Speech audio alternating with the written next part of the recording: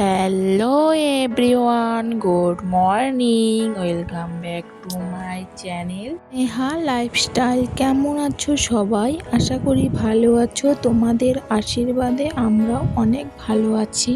আমি স্নেহলতা। আমার আরেকটা নতুন ব্লগে তোমাদের সকলকে জানাই অনেক অনেক স্বাগতম। তো চলো তোমাদের সঙ্গে নিয়ে আরও একটা নতুন ব্লগ শুরু করি। আজকের ব্লগটা তোমাদের ভালো লাগবে। তো সারাদিন কি করি না করি সবটাই তোমাদের সঙ্গে শেয়ার করব। তো স্কিপ না করে সবাই পুরো ব্লগটা দেখতে থেকো, আশা করছি ভালো লাগবে। চলো শুরু করা যাক।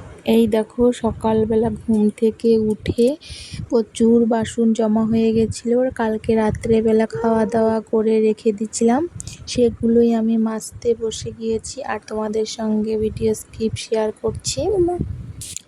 তো দেখো, আমি তাড়াতাড়ি করে বাসনগুলো মেজে নিচ্ছি, কারণ আমার অনেক কাজ আছে বাকি। ঘুম থেকে উঠেছি 6:30টার সময়। ছেলে তো সঙ্গেই উঠে, ছেলেকে নিয়েই আমি উঠানটা ঝাড় দিলাম। ছেলে কি দুষ্টু জানো তো, একদম মানে হাঁটার গাড়িটাতে বসিয়েছি, ওখানেই পটি করে দিয়েছে। তারপরে পটি পরিষ্কার করলাম, করে নিয়ে আবার গাড়িটাতে বসিয়ে উঠান ঝাড় দিচ্ছিলাম। এমন সময় উঠান ঝাড় দিয়ে শেষ করে এসে দেখি ছেলে একদম ফুলের টপের থেকে মাটি কাদা নিয়ে খেয়ে ঠেয়ে একদম অত্যাচার করেছে। তারপর ওকে আবার ধুইয়ে ঠুইয়ে দিলাম। এমনিতেই ছেলের শরীরটা একটু সর্দি ভালো নেই, মেয়ের শরীরটাতেও সর্দি লেগেছে, কাশি হচ্ছে। তো ঠান্ডা ওয়েদার তো তাই। এদিকে দেখো, বাসন মেজে সব কাজ বাজ সেরে টেরে ঠাকুর পূজা করে নিলাম। এদিকে দেখো, লাড্ডু সন্দেশ দিয়ে পুজো দিয়েছি। তারপরে দেখো এদিকে চা বানাচ্ছি, কারণ আমার বর দোকানে চলে গেছে। আজকে যেহেতু মঙ্গলবার, হাটবার আমাদের এখানে, সেহেতু বর সকাল সকাল দোকান চলে গেছে আম দুধ মুড়ি খেয়ে। তারপরে আমার জন্য একটু চা বানিয়ে নিচ্ছিলাম। চা খেয়ে দিয়ে দেখো চলে গিয়েছিলাম সেন্টার আনতে, কারণ আমাদের এখানে সেন্টার এখন 7টার থেকে 9টা পর্যন্ত হয়। তো আমি তাড়াহুড়ো করে 9টার সময় যাই, 9টা কোনো দিন 9:30 পর্যন্ত থাকে আর কি। তো দেখো আমি এদিকে তাড়াহুড়ো করে যাচ্ছি ছেলে মেয়েকে নিয়ে।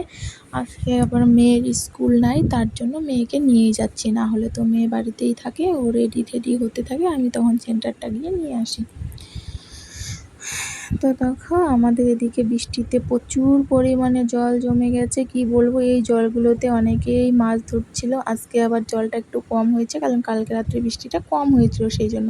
এমনিতে যখন বৃষ্টি হয় একদম এর থেকেও বেশি জল জমে থাকে। এদিকে দেখো আমি আর মেয়ে হাঁটে যাচ্ছে ছেলেকে করে নিয়ে।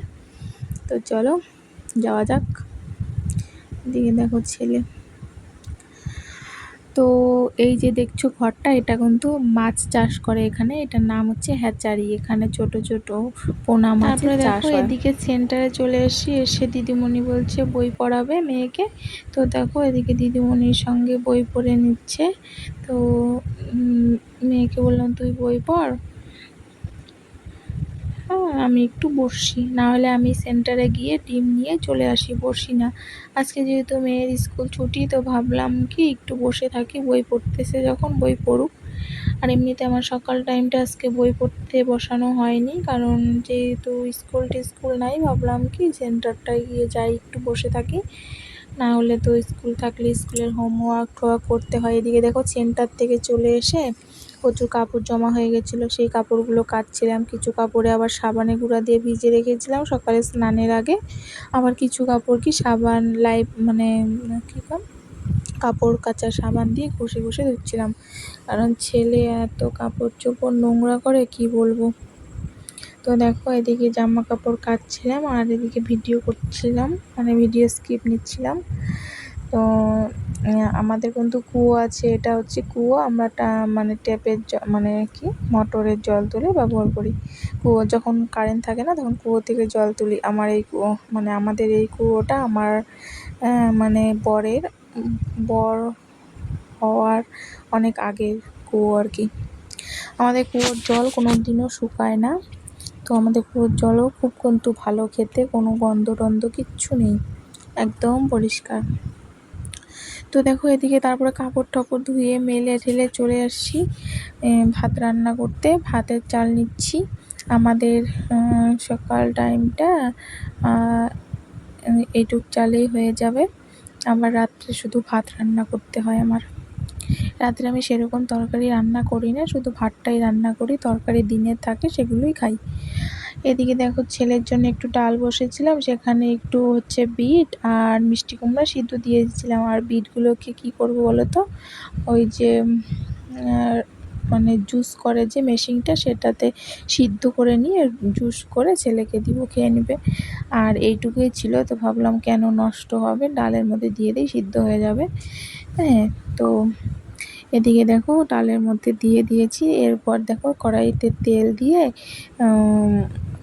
মানে করলা ভাজাটা বসিয়ে দিয়েছি। করলাটা আগে থেকেই আমি চিপে নিয়েছিলাম, কারণ চিপে নিলে না গ্যাসটাও একটু কম খরচ হয়, আর ভাজাটাও একটু মচমচে টাইপের হয়। তার জন্য একটু চটকে নিয়ে চিপে নিয়ে দিয়ে দিয়েছি। তারপরে সেখানে একটু নুন আর হলুদ দিয়ে দিলাম, হলুদ গুঁড়ো দিয়ে কিছুক্ষণ ভাজাভাজি করে একদম মচমচার মতন করে নিয়ে নামিয়ে নিব।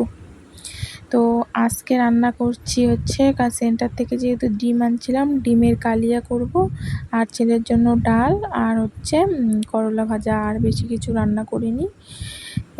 মানে ছেলে এই ফাঁকে ঘুমিয়েছে, আমি তাড়াহুড়ো করে কাজ করছিলাম। ছেলে উঠে গেলেই বারবার ওদিকে যায় ওদিকে যায়, ওকে দেখতে হয়, সামলাতে হয়, তার জন্য।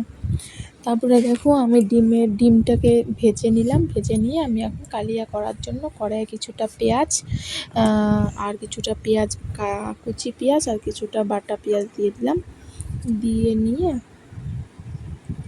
তারপরে কয়েকটা গোটা গোটা লঙ্কা দিয়ে দিলাম।